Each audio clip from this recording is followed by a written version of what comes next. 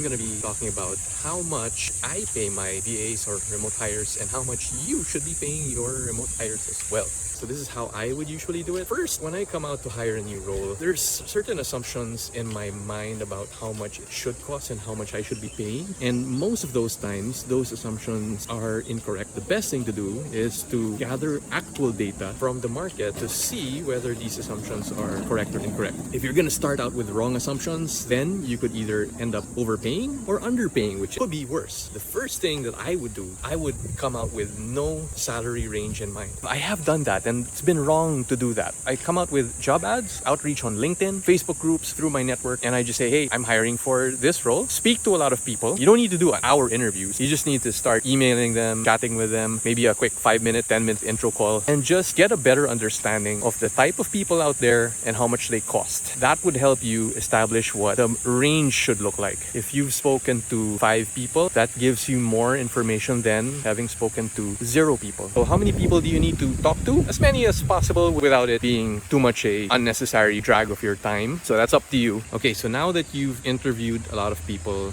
and you have information about how much people cost, then you're gonna start to see a pattern. Typically, if you've interviewed enough people, you would see that the better ones probably cost a bit more. The ones who aren't too good are gonna cost a little bit less. You're also gonna see that people with more experience are going to cost more, and the opposite would also be true. But there are exceptions, there are outliers, obviously. The question is, well, what do you want to go for? You want to get lucky and find somebody who is low cost but very high quality? Yes, so that's what you try to go for if you're lucky. The question is, well, how much is it going to take to attract the right people? And then later on, how much would it cost to keep them? Great talent will be in demand, and it's not going to be hard for them to find other opportunities. And if you're paying something that isn't really too great, there would always be somebody who's willing to pay more. But obviously, you cannot pay an amount that is ridiculously high, because that's going to hurt you as well, and you're not going to get the right ROI. So the question is, what amount should you pay for them to stop looking around for opportunities and for them to start to have some loyalty to you? But it depends on, number one, how in demand that particular type of talent is, and the second one, how much would